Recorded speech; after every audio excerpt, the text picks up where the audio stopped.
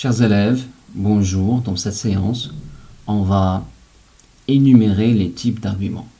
L'objectif, c'est de vous permettre de reconnaître facilement les types d'arguments et de les employer à bon escient dans le texte argumentatif que vous aurez à rédiger le jour de l'épreuve régionale. Chers élèves, commençons par lire le texte support.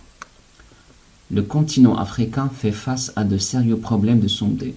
Selon l'OMS, la mortalité infantile demeure l'une des plus fortes du monde et les maladies infectieuses sont la cause de la plupart des décès. En Mali, plus de 50% des décès qui se produisent sont à cause de la malnutrition. Pour faire face à cette situation, l'assistance médicale étrangère est aussi indispensable comme l'aide alimentaire. Ces pays n'ont guère le choix. Ou ils acceptent l'assistance étrangère pour améliorer leur situation sanitaire, ou ils comptent sur leurs modestes moyens et les infections continuent à faire des ravages.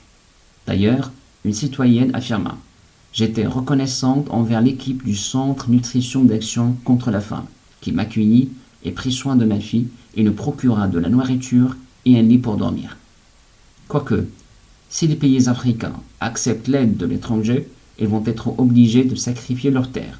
Sinon, ils vont persister dans leur maladie. Chers élèves, passons à la deuxième étape de la leçon, à savoir l'observation et le repérage. Première question. Quel est le type du texte? La réponse, c'est argumentatif.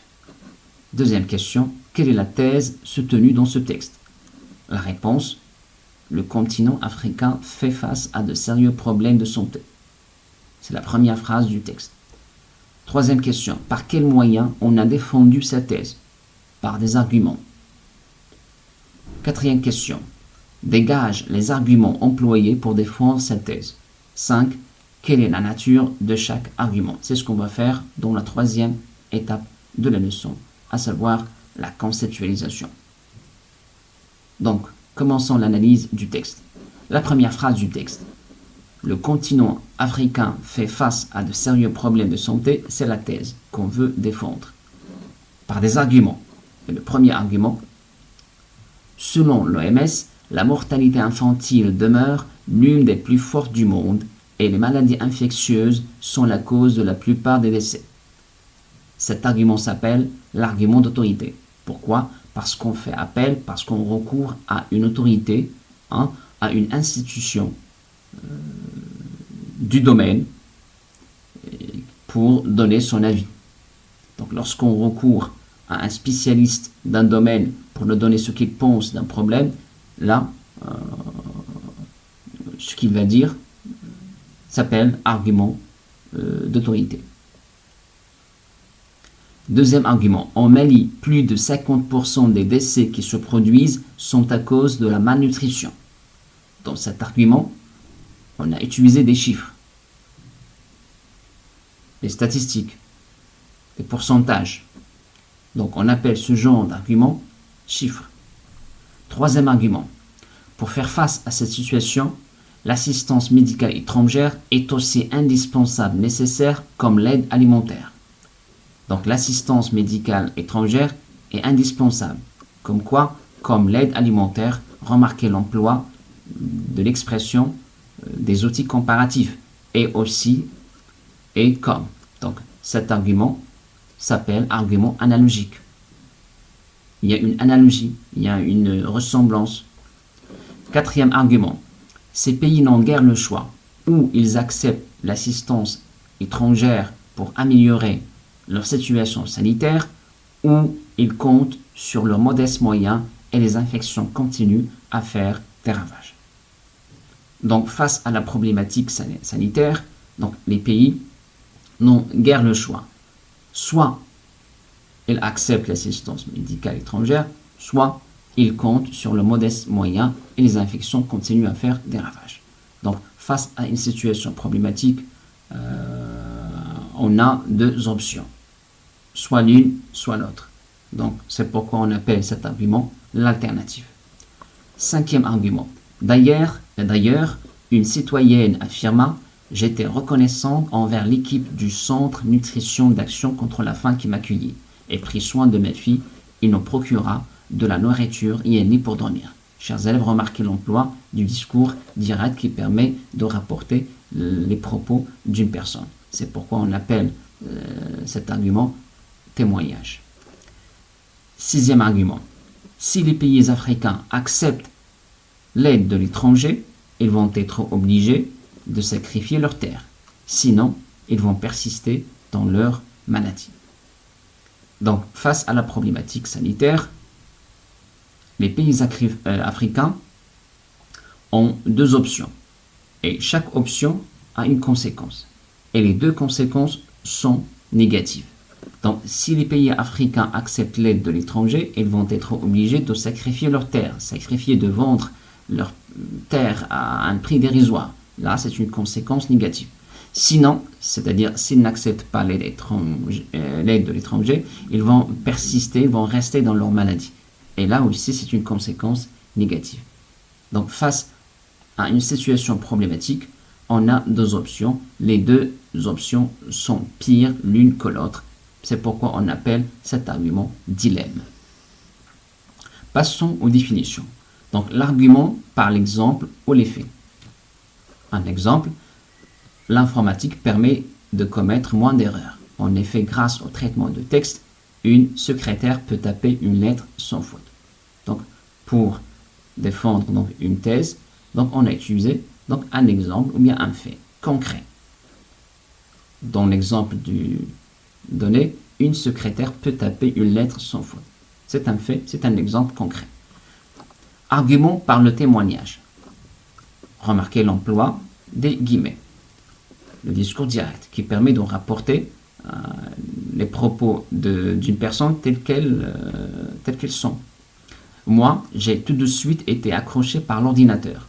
En cours, c'est super car la machine nous propose des exercices et nous dit tout de suite si on s'est trompé ou non. C'est le propos d'un élève de 3e qui s'appelle Stéphane. L'argument par les données chiffrées. Actuellement, il ne faut plus que 3 jours au lieu de 15 pour mettre à jour une facturation dans une entreprise grâce à l'informatique. Donc, des chiffres, 3 jours, 15, etc. L'argument suivant, argument d'autorité. Donc, on se réfère à un spécialiste, à une autorité morale ou religieuse pour nous donner ce qu'il pense du problème. Il est capital de banaliser et de démocratiser l'informatique afin d'éviter un monde coupé en deux entre les jeunes et les vieux, les initiés et les autres, affirme Trigano. C'est qui ce monsieur? C'est un coordonnateur du plan informatique pour tous. Donc c'est un spécialiste du domaine qui parle. C'est pourquoi on appelle cet argument d'autorité. Argument par l'analogie ou bien la comparaison. Contester l'intérêt de l'informatique à l'école, c'est faire comme ces médecins qui entendaient garder jalousement leur science pour eux, il y a une trentaine d'années. Éternel réflexe des savants qui veulent garder la distance avec les analphabètes. Argument de cause à effet.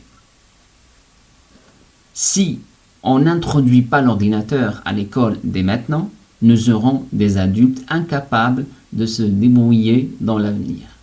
Donc cause à effet. La cause, le fait de ne pas introduire l'ordinateur à l'école dès maintenant, et la conséquence, donc nous aurons des adultes incapables de se débrouiller dans l'avenir. L'appropriation, la dernière étape de la leçon, donc identifie les types d'arguments. Donc la thèse, le maintien de la peine de mort. Premier argument. Aux États-Unis, immédiatement après sa libération, Mario Bastien a tué un enfant. Donc, la nature de cet argument, c'est un fait concret.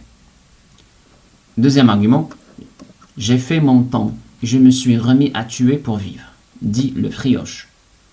Le type d'argument, témoignage, remarquez l'emploi des guillemets du discours direct.